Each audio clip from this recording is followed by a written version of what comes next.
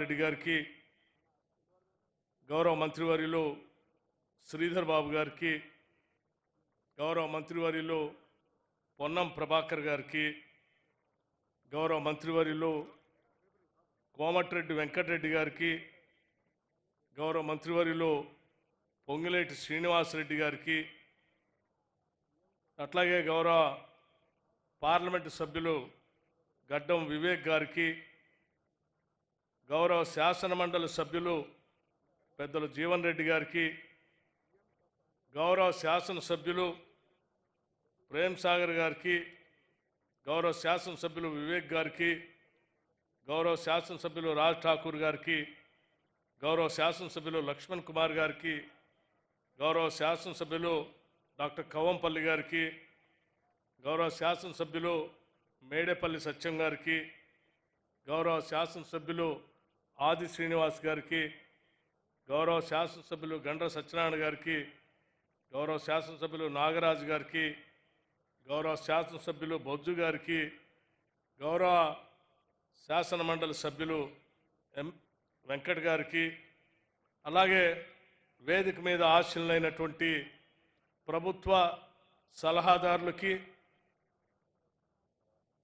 ప్రభుత్వానికి సంబంధించినటువంటి కార్పొరేషన్ చైర్మన్లకి, అశేషంగా కదిలి వచ్చినటువంటి ప్రజావాహిని అందరికి కూడా ముందుగా నా హృదయపూర్వకమైనటువంటి నమస్కారాలు.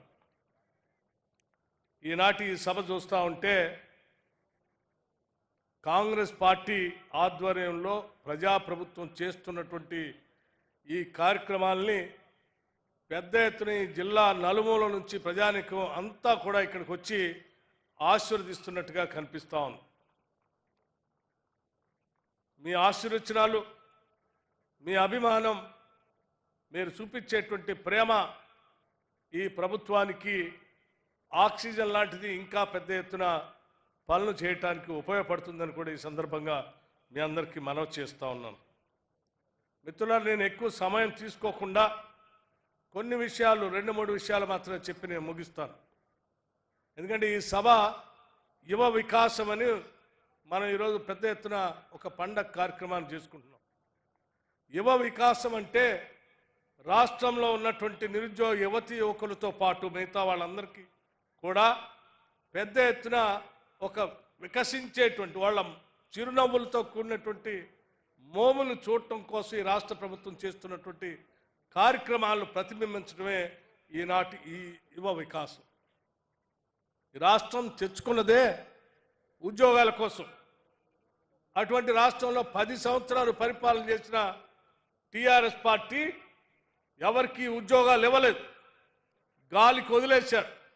అలా గాలికి వదిలేసిన నిరుద్యోగ యువతి యువకులందరూ కూడా నడుం బిగించి మా అందరికీ ఉద్యోగాలు రావాలి అంటే కాంగ్రెస్ ప్రభుత్వం ఇందిరమ్మ రాజ్యం వస్తేనే మాకు ఉద్యోగాలు వస్తాయనేటువంటి ఆశతో తిరిగి కాంగ్రెస్ పార్టీని ఆశీర్వదించి పెద్ద ఎత్తున మీరంతా గెలిపించి పంపించారు. ఆనాడు పంపించిన నాటి నుంచి ఈనాటి వరకు మేము లెక్కలేస్తే 56,000 మంది నిరుద్యోగ యువతీ యువకులకి ఈ కేవలం 10-11 నెలల్లో ఇన్ని వేల ఉద్యోగాలు నియామక పత్రాలతో సహా ఇచ్చినటువంటి చరిత్ర నిజంగా చాలా సంతోషించదగినటువంటి చరిత్ర. 56,000 ఉద్యోగాలంటే ఆషామాషి కాదు. ఈ 56,000 ఉద్యోగాలతో పాటు ఇంకా పబ్లిక్ సర్వీస్ కమిషన్లో కొన్ని పరీక్షలు క్యాలెండర్ ద్వారా నడుస్తూనే ఉన్నాయి. అవన్నీ కూడా ప్రతి సంవత్సరం క్యాలెండర్ ప్రకారం నడుచుకుంటూ వస్తూనే ఉంటాయి. వాటితో పాటు యువత అందరికి కూడా ఒక టెక్నికల్గా సౌండ్గా ఉండాలనేటువంటి ఆలోచనతో స్కిల్ యూనివర్సిటీ పెట్టారు. అడ్వాన్స్ టెక్నాలజీ సెంటర్స్ పెట్టి 65 అడ్వాన్స్ టెక్నాలజీ సెంటర్స్ పెట్టి రాష్ట్ర వ్యాప్తంగా యువతకు తర్ఫీదు ఇస్తూ ఉన్నాం. మీరందరికీ ఉద్యోగ అవకాశాలు రావాలనేటువంటి ఆలోచనతోనే.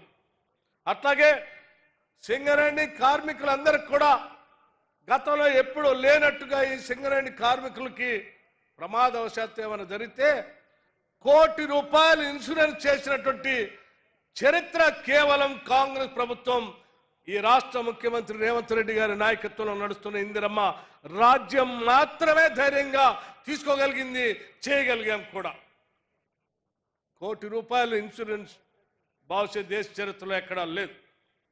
అట్లాగే ఈ కార్యక్రమానికి వచ్చేటప్పుడు ఇక్కడ శాంక్షన్ చేసినటువంటి కార్యక్రమాలు ఈ పెద్దపల్లి కొత్త జిల్లా అయినప్పటికి కూడా చివరికి బస్ స్టాండ్ కూడా లేకపోతే ఇవాళ శాంక్షన్ చేసినటువంటి లెక్కలు ఒకసారి చూస్తూ ఉంటే దాదాపు 1500 కోట్ల రూపాయలతో ఈరోజు ఈ పెద్దపల్లి శాసనసభ సాక్షిగా ఈరోజు మనం శాంక్షన్ చేసుకొని ఇవాళ శంకుస్థాపన కార్యక్రమాలు చేసుకుంటున్నాం.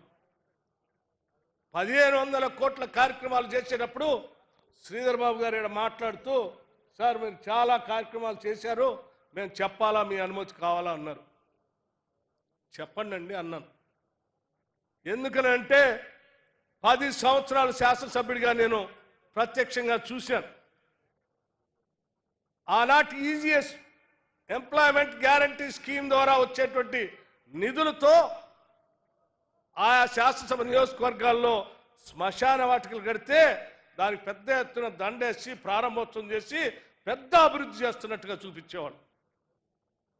ఈజీఎస్ డబ్బులతో గ్రామీణ ప్రాంతాల్లో ఎక్కడైనా చిన్న నర్సరీ కడితే దానికి ప్రారంభోత్సవం చేసి పెద్ద అభివృద్ధి కార్యక్రమం చేస్తున్నట్టుగా చూపించేవాడు.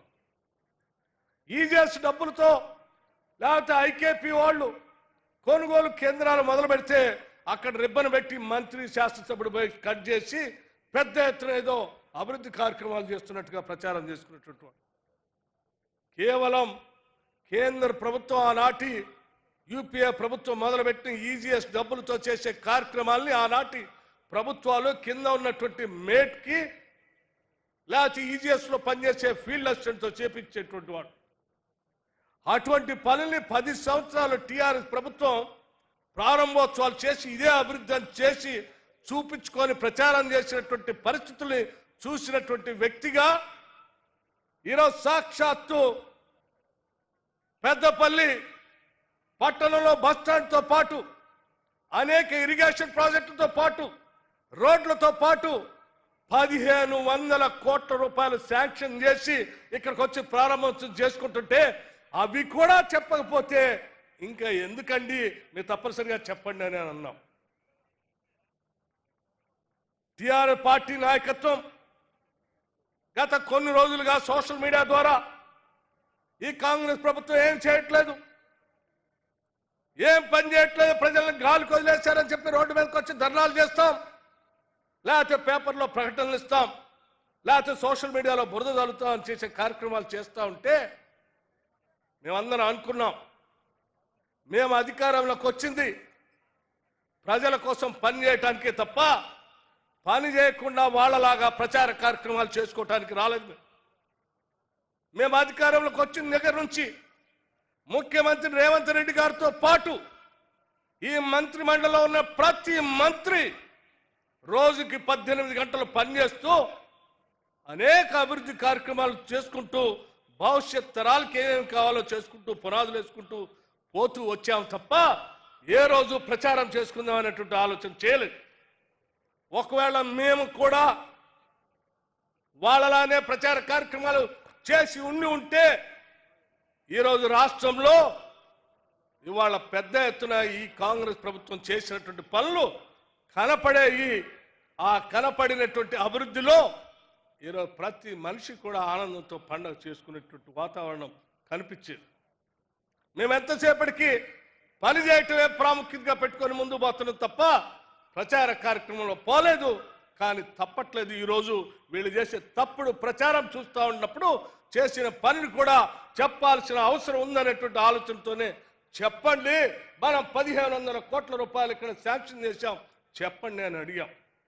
మిత్రులారా, మీకు కూడా చెప్తా ఉన్నాం, ఒక్కసారి ఆలోచన చేయండి.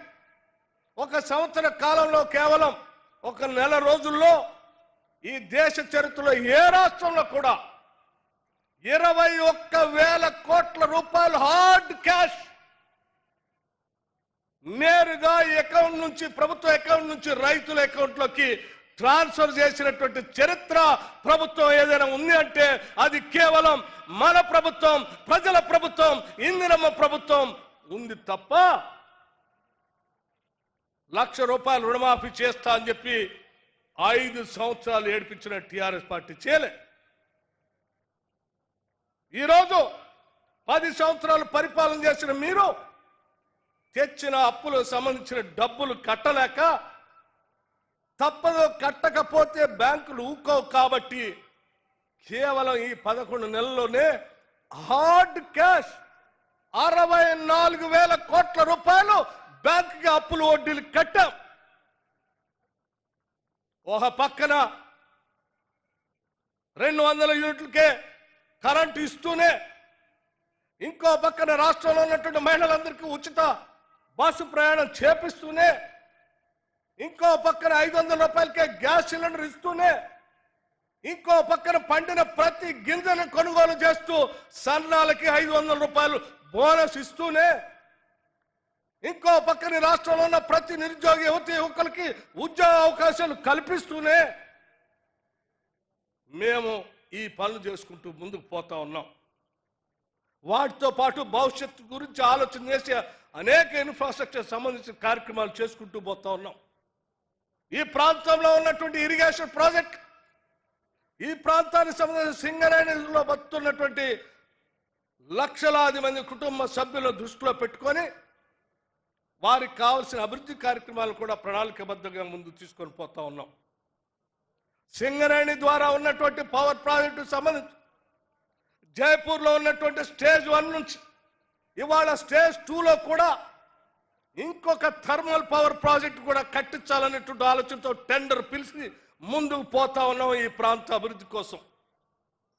రామగుండంలో ఆనాడు ఎప్పుడో నిజాం టైంలో కట్టినటువంటి థర్మల్ పవర్ ప్రాజెక్ట్ దాని వయసు అయిపోయి అది పనిచేయక మూల పడితే 10 సంవత్సరాలు గాలికి వదిలేసినటువంటి టీఆర్ఎస్ పార్టీ లేక మేము గాలికి వదిలేదాన్ని.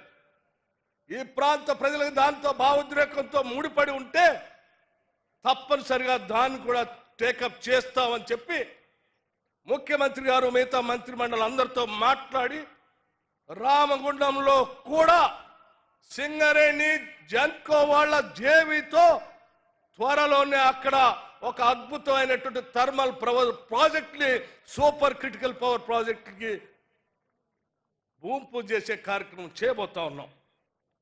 ఇవన్నీ ఈ రాష్ట్రం మీకోసం, ఈ రాష్ట్ర ప్రభుత్వం ప్రజల కోసం చేసేటువంటి కార్యక్రమాలని చెప్పి మీ అందరికీ నేను సవినయంగా మనవి చేస్తూ, మిత్రులందరికీ ముఖ్యంగా ఉత్తర తెలంగాణ ప్రాంతంలో ఉన్నటువంటి ప్రజలందరికీ ఒకటే విజ్ఞప్తి చేస్తా ఉన్నాం. ఈ రాష్ట్రం చర్చుకున్నది ఉద్యోగాల కోసం, నీళ్ల కోసం, ఆత్మగౌరవం కోసం, స్వేచ్ఛ కోసం, భావస్వేచ్ఛ కోసం, తృప్తిగా మన ప్రభుత్వం మనం అని గర్వంగా బతకటం కోసం తెచ్చుకున్నాం. నీళ్లు తీసుకురాలే, మేడిగడ్డ అన్నారం సుందెల మునిగిపోయింది అంటే కుంగిపోయింది, పనికి రాకుండా పోయింది. 1,25,000 కోట్లు దాని మీద ఖర్చు పెట్టారు, నీళ్లు రాలే. మేడిగడ్డ అన్నారం సుందేళ్ల నుంచి నీళ్లు రాకపోయినా అత్యధిక శాతం ఈరోజు వరి ఇవాళ పంట దిగుబడి అయితే ఈ రాష్ట్రంలో మీరు కట్టినటువంటి కాళేశ్వరం లేకుండా కేవలం ఆనాటి కాంగ్రెస్ ప్రభుత్వాలు కట్టినటువంటి కడెం కానీ, లేకపోతే ఎస్ఆర్ఎస్పి కానీ, శ్రీపాద ఎల్లంపల్లి కానీ, మిడ్ మానేర్ కానీ, ఫ్లడ్పో కెనాల్ కానీ, దేవాలయం కానీ, కాకతీయ కెనాల్ ద్వారా మొత్తం వీటన్నింటినీ లక్ష్మీ కెనాల్ ద్వారా నీళ్లు పారించి వాళ్ళ అత్యధిక శాతం ధాన్యాన్ని ఈరోజు కాంగ్రెస్ ప్రభుత్వం పండించినటువంటి ప్రతి గింజను కూడా కొనుగోలు చేస్తూ ఉన్నాం.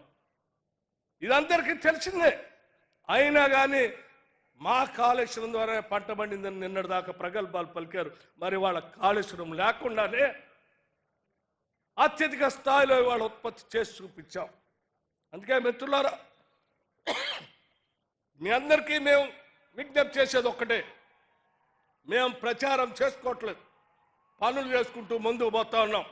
ఈ పని అంతా కూడా మీకోసం, మన కోసం, మనందరి కోసమే చేస్తున్నామని చెప్పి మీ అందరికీ తెలియజేస్తూ ఈ ఉత్తర తెలంగాణ ప్రజానికి మొత్తానికి ఒకటే విజ్ఞప్తి చేస్తున్నాం. ఇందిరమ్మ ప్రభుత్వం ప్రజా ప్రభుత్వం, మీకోసం, మన కోసం, మనందరి కోసం రూపాయి పోగేసి సంపద సృష్టించి ప్రజల కోసమే ఖర్చు పెడతామని చెప్పి మీ అందరికీ సవినయంగా నేను మనవి చేస్తూ నేను ముగిస్తా ఉన్నాను. ధన్యవాదాలు, నమస్కారం. ధన్యవాదాలు సార్.